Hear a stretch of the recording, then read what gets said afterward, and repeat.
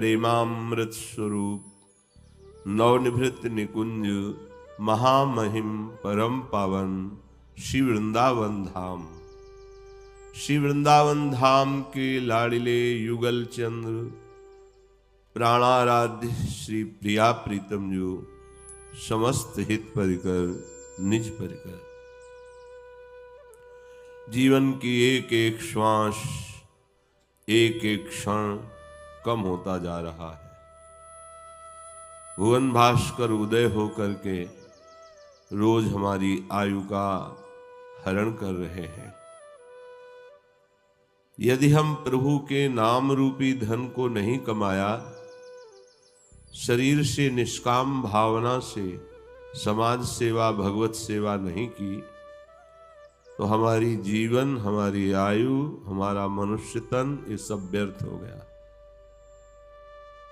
इसकी सार्थकता है भजन करते हुए निष्काम भाव से सबकी सेवा करना। इसी से सारे पाप भस्म हो जाते हैं, हृदय निर्मल हो जाता है। श्रीपाद प्रबोधानंद जी महाराज कह रहे हैं, भ्रातः किं मरणम मलैक निलय स्त्री पिंड भोग स्पृहा रोगः को बहिरंतरुन्मथन कृत द्वेषोऽथ रागः पर कः स्वर्गः परमो ब्रजेन्द्र तनय प्रेमोत्सवैः संगति किं सर्वोपनिषद रहस्य परमं बृंदाटवी तत्प्रियो। हे भाई, तुम्हें क्या पता नहीं कि तुम्हारी मृत्यु होने वाली है? ये बहुत जरूरी है याद करना। ये वो औषधि है जो भजन कराती है। मृत्यु का चिंतन भगवान का आश्रय दृढ़ कराता है, भगवान का भजन करने में तन्मयता देता है, और फिर मृत्यु का भय ही खत्म हो जाता है। इसलिए मृत्यु बहुत आवश्यक है। याद में रखना, मरना है। जब मरना है तो सब छूटना है। फिर पकड़ना क्या है? हरि नाम, हरि लीला गुण, हरि सेवा। इसलिए कह रहे, तुम निश्चिंत क्यों दिखाई देते हो भ्राता? किम मरणम, क्या तुम मरोगे नहीं जो मनमानी आचरण कर रहे हो? विषय भोगों में भूले हुए हो, बड़े हर्षित हो कि हमारे पास बहुत धन है, वैभव है, परिवार है, भोग सामग्री है, कुछ कमी नहीं है, तो क्या तुम मरोगे नहीं? मरोगे तो ये सब जाएगा क्या तुम्हारे साथ? नहीं तो हाथ क्या लगा? विचारशील बनो। दूसरी बात कह रहे हैं, मलय के निलयो स्त्री पिंड भोग स्पृहा। ये तुम्हारा शरीर और दूसरे का शरीर भी मल मूत्र बनाने की मशीन है। केवल अच्छा सा अच्छा पेय और अच्छा सा अच्छा भोज्य चोष ले ये पदार्थ पाओगे तो परिणाम में लघुशंका और शौच बनेगी। शरीर में जो अन्य धातुएं बनती हैं तो विषय भोग की प्रेरणा से उनका नाश होता रहता है। तो इन पिंडों में क्यों आसक्त हो रहे हो? क्या ये छूटेगा नहीं क्या? जब तुम्हारा शरीर छूटेगा तो फिर तुम्हारा रह क्या गया? जब छोड़ना ही है तो अच्छे बन के छोड़े ना। ये पापाचरण क्यों करते हैं? भोग स्पृहा के कारण पराई स्त्रियों की तरफ या अन्य शरीरों की तरफ भोग भाव करना। कह रहे मलैक निलय स्त्री पिंड भोग स्पृहा। इस शरीर को मैं मानकर जो दूसरे शरीरों में तुम मल युक्त हो रहे हो भोग वासना से, तो क्या तुम्हें ये ज्ञान नहीं कि तुम मरोगे? फिर ये राग तुम्हारी दुर्गति करेगा, ये पाप तुम्हें भयानक कष्ट देगा। अगर अभी सुधर जाओ तो चांस है, नहीं रोगः को बहिरंत रूपन मथन कृत द्वेषोथ रागः परः। जब तुम्हारे पाप पूर्व के फलीभूत होंगे तो भयानक रोग घेर लेगा शरीर में। उस रोग की स्थिति में तुम शरीर का ही चिंतन करोगे, दर्द में ही परेशान रहोगे, उसकी निवृत्ति के उपाय के चिंतन में परेशान रहोगे, भगवत भजन कहाँ हो पाएगा। इसके अगर आगे बढ़े तो अंदर क्षोभ पैदा करने वाले राग द्वेष बैठे हुए हैं, कहीं काम, कहीं क्रोध, कहीं लोभ, कहीं मोह, मद मत्सर, ये अंदर जला रहे हैं। तो तुम्हें सावधान होना चाहिए कि अविद्या ये अज्ञान के खेल में मैं फंस गया हूं। ये परम रोग है, जल्दी से छुटकारा नहीं मिलता भवबंधन से। कहीं तुम्हारे अंदर ऐसा हो कि मैं पुण्य दान करके स्वर्ग चला जाऊंगा, तो स्वर्ग में भी ऐसा ही है जैसा मृत्यु लोक में है। एक दूसरे से ईर्ष्या, एक दूसरे के भोग को देखकर जलना और भयभीत रहना, पता नहीं कब पुण्य क्षीण हो जाए और हमें फिर मृत्यु लोक में इन सब सुख सुविधाओं को छोड़कर जाना पड़ेगा। काम वहां उन लोकों में भी हमारा नहीं बना। तो कह रहे हैं श्री ब्रजेंद्र नंदन प्रेमोत्सवै संगति। तुम्हें अवसर मिला है प्रेमोत्सव में सम्मिलित होने का।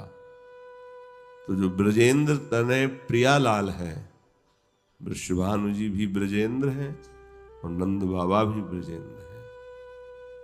ये जो प्रियालाल हैं, श्यामा श्याम हैं, इनके भक्तों का संग कर लो। परमो ब्रजेंद्र तनयो प्रेमोत्सवै संगति। जो प्रियालाल के प्रेम में उन्मत्त भक्त जन हैं, उनका संग कर लो। तो सर्वोपनिषद रहस्य परमम, जो सब उपनिषद हैं, शास्त्र हैं, उनका जो रहस्य है वो संत संग से आपकी समझ में आ जाएगा। और कोई समझ नहीं आती। निरंतर प्रभु का स्मरण करना और प्रभु में ही मुझे समा जाना है, उन्हीं की भक्ति में लीन हो जाना है, कुछ याद न रहे, ये सब शास्त्रों का सार है। तो यदि तुम्हें कृपा से संत संग मिल गया है और वृंदावन के युगल किशोर श्यामा श्याम का सहारा मिल गया है, तो अब तुम चिंता मत करो, थोड़ा सावधान हो जाओ। ये बातें ध्यान रखो कि तुम मरोगे, तुम्हारा सारा कमाई, रिश्ता, नाता, ये सब नष्ट होगा। यहाँ से जाने पर तुम्हें कोई भी लाभ नहीं मिलेगा।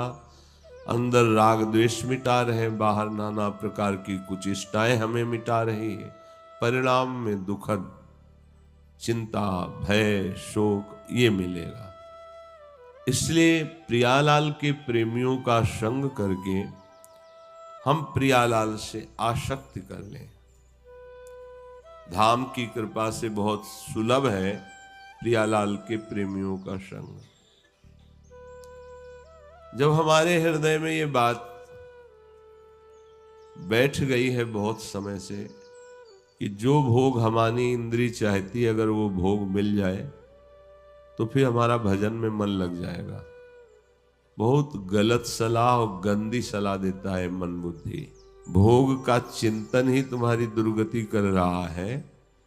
फिर जब तुम भोग में उतर जाओगे तो तुम्हारा क्या होगा। एषाम बुद्धिमताम बुद्धिर मनीषा च मनीषिणाम यत् सत्य अमृते नेह मरते नापनोति मामृतम। यहां वही बुद्धिमान मनुष्य है, वही चतुर्बुद्धि वाला है कि इस असत शरीर, जड़ भोग, दुख रूप क्रियाएं क्षण भंगुर सुख के लिए वो अपने अविनाशी चिंतन को न छोड़े, सच्चिदानंद प्रियालाल के चिंतन को न छोड़े। जो उस अविनाशी चिंतन को ऐसी परिस्थितियों में नहीं छोड़ता, उसे भगवत प्राप्ति हो जाती है। वो मामृतम अमृत पद को प्राप्त हो जाता है। जब भोगों का आकर्षण हो, विषयों का आकर्षण हो या दुख की भरमार हो, उस समय बहुत सावधान होकर भगवत स्मरण करें। वही बुद्धिमान है, वही चतुर है जो हर स्थिति में भजन कर ले जाए।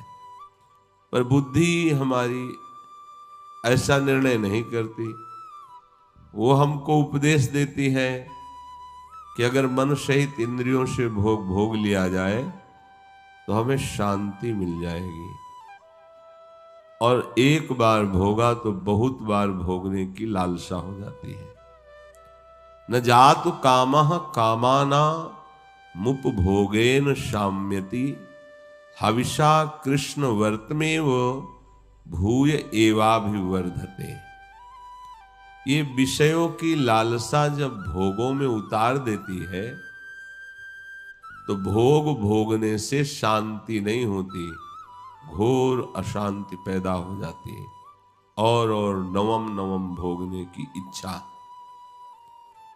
जैसे घृत की आहुति अग्नि पे डाली जाए तो अग्नि प्रज्वलित हो जाती है, ऐसे इंद्रियों के निषिद्ध भोगों को जब हम भोगने की छूट दे देते हैं तो भोगाग्नि बढ़ जाती है। इतनी अशांति हो जाती है कि धर्म अधर्म का निर्णय बुद्धि नहीं कर पाती है। न चेन्द्रियाणाम भोगाभ्यासेन वैतृष्णम कर्तुम शक्यम। भोग भोगने से कभी भी आज तक किसी की इंद्रियां शांत नहीं हुई। भोग भोगने से भोगने की लालसा तृष्णा बढ़ती ही गई। ये अनुभवी महापुरुषों के वचन है। इसलिए यतो भोगाभ्यास मनु विवर्धन्ते रागाः कौशलम चेन्द्रियाणाम। अब जैसे जैसे वो भोग भोगता है वैसे वैसे नवीन नवीन पद्धतियां उसके मन में जागृत होती। ऐसे भोगो, ऐसे भोगो, ऐसा करो। भोगाभ्यासान विवर्धन्ते और रागाः कौशलम चेन्द्रियाम। इंद्रियां बड़ी कौशलता से, कलापूर्ण ढंग से फिर भोगों में उतरती हैं। तस्मादनुपाया सुखस्य भोगाभ्यासा। अब वो भोग अभ्यास तन्मयता होने के कारण उसे सुख लगने लगता है। ये बहुत बड़ी गलती हो जाती, बहुत बड़ा माया का पर्दा पड़ जाता है। तस्मादनुपायः सुखस्य भोगाभ्यासा। भोग का दृढ़ अभ्यास और मलिन हृदय निर्णय करने लगता है कि इसमें सुख है। सा खल्वयम वृश्चिक विषभीतो इवासी विशेषेण दृष्टो यह सुखार्ती विषयानुवासितो महत दुख पंके निमग्नो इति। अब उसकी दशा ऐसे हो जाती है, बिच्छू के डंक से बचने के लिए ऐसे बिल में हाथ डाल दे जहां सांप काट ले। अर्थात किसी भी तरह से भोग स्वीकार करना अपनी दुर्गति को निश्चय करना है। गृहस्थ धर्म में संतानोत्पत्ति के लिए भगवान को प्रणाम करके, देवताओं को प्रणाम करके, मर्यादा से जिन तिथियों को जैसा नियम बताया गया वैसे अगर मनमानी भोगाचरण हुआ तो कह रहे हैं वृश्चिक विषभीत, बिच्छू के डंक से भयभीत होकर, अर्थात भोगों की लालसा से जो जलन हुई उससे बचने के लिए उसने भोगों में रति कर ली। तो ऐसा हुआ जैसे वृश्चिक के भय से बचने के लिए फणधारी सांप के बिल में हाथ डाल दे। यह सुखार्थी विषयानुवासिते। अब सुख का तो लेश नहीं है, विषय की ही जलन है, महत दुख पंके निमग्न। वो बड़े भारी दुख में फंस जाता है, निकल नहीं पाता है। इसलिए सुख प्राप्ति का साधन परमार्थ है, अध्यात्म है, भोग संग्रह और भोग भोगना नहीं है। हमारे हृदय में जब ये निष्ठा बैठ जाएगी कि अब हमको केवल भगवान नाम जप करना है, ये बड़े भाग्यशाली के बैठेगी। नहीं और साधनों की तरफ मन दौड़ाएगा पर नाम में नहीं। इस जड़ जगत में चिदानंद त्रिगुणातीत भगवान का नाम है। नाम माया युक्त नहीं है, मायातीत है, त्रिगुणातीत है। जितनी देर आप नाम जप कर रहे हो उतनी देर आप त्रिगुणातीत है, क्योंकि नाम त्रिगुणातीत है। जैसे जैसे आप नाम जप करेंगे आपके अंदर दिव्य चेतना जागृत होगी। जो भगवद विमुख करने वाले आचरण है वो सब नष्ट हो जाएंगे। नाम जापक को कोई और साधन करने की जरूरत नहीं है। करे अच्छा है पर करने की जरूरत नहीं है। नाम अपने आप में पूर्ण है। अहोबत स्वपचतो गरीयान यज्जिभ्यागे वर्तते नाम तुभ्यम ते पुस्तपस्ते जुहो सस्नुरार्या ब्रह्मानुचुर नाम गृणन्ति एते। अहो जिसकी जिह्वा पर हे हरि आपका पवित्र नाम रहता है, वो चांडाल क्यों न हो, वो तुम्हारे नाम कीर्तन के प्रभाव से परम पवित्र हो जाता है, बड़ा श्रेष्ठ हो जाता है। जिसने नाम जप किया अब उसे तपस्या, यज्ञ, तीर्थ स्नान, वेदाध्ययन सब कुछ कर लिया, अर्थात उसको इन सब करने की आवश्यकता नहीं। नाम कीर्तन से तप आदि, वेदाध्ययन, तीर्थयाटन जो जो भी है उस सब का फल स्वयं मिल जाता है। इदं हि पुंसस्तपसः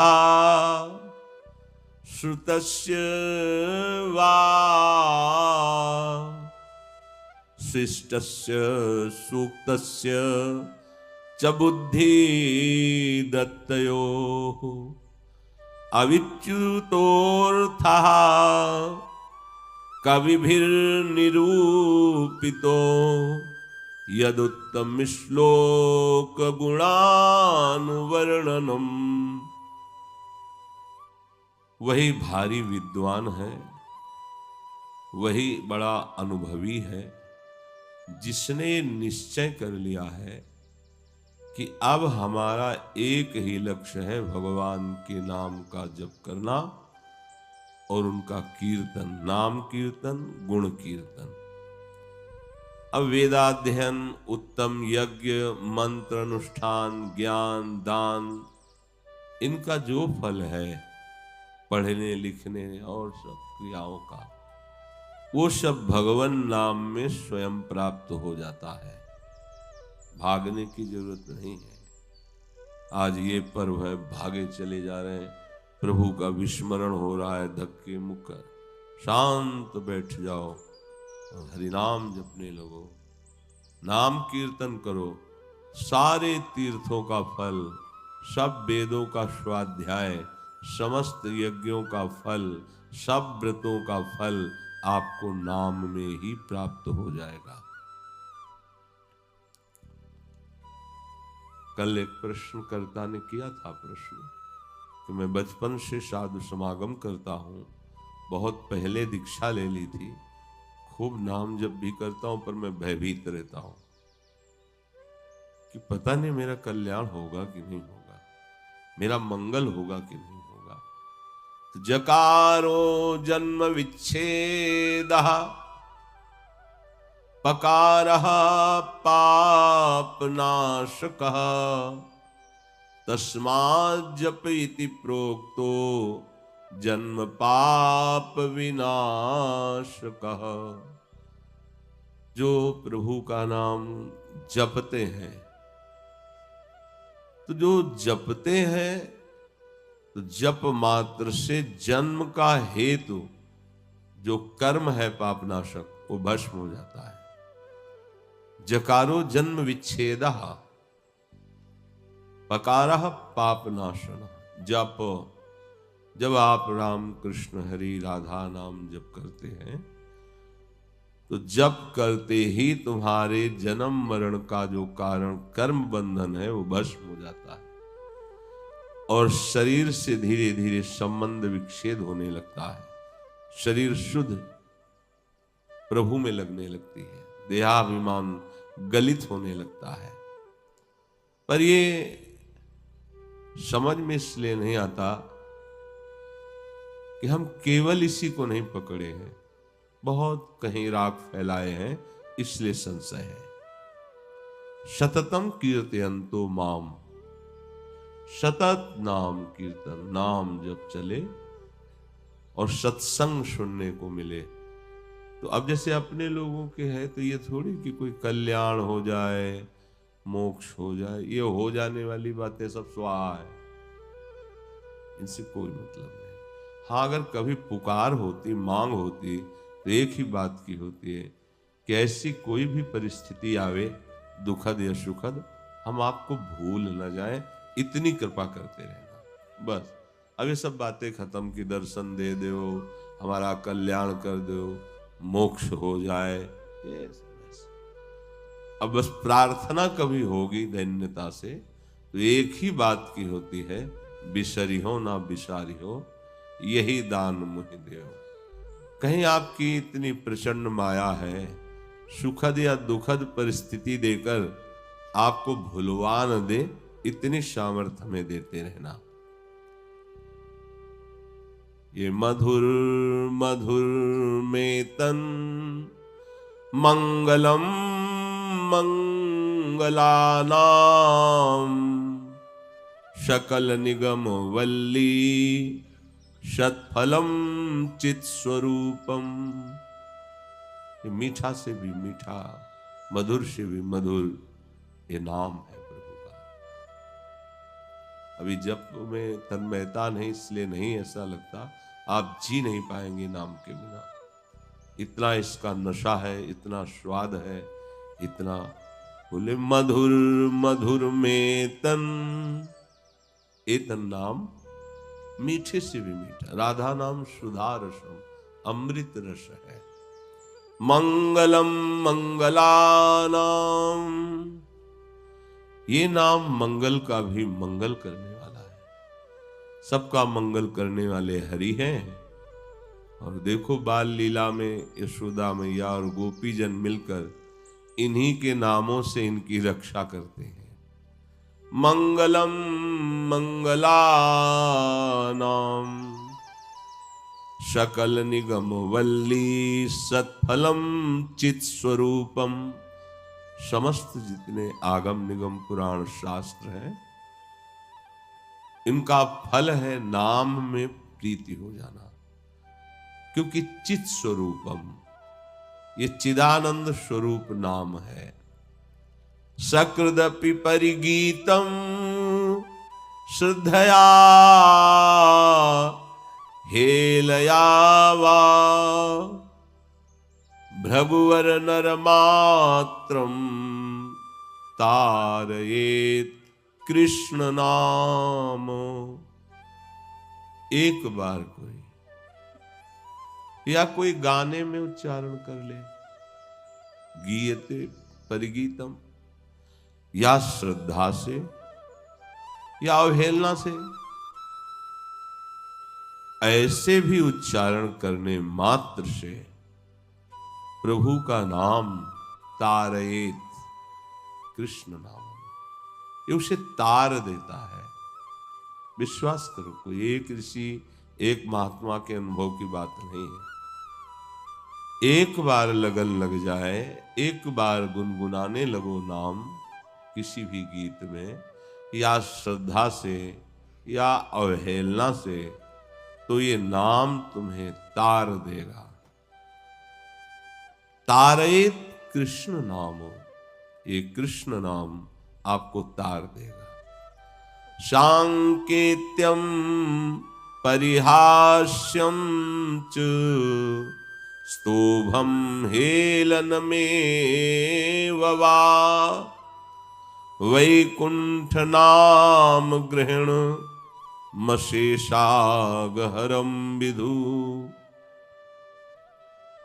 संकेत में किसी को बुलाने के लिए भक्तजन ऐसे ही बुलाते, श्री हरिवंश राधे राधे संबोधन बुलाने में बड़े भाग्यशाली हैं।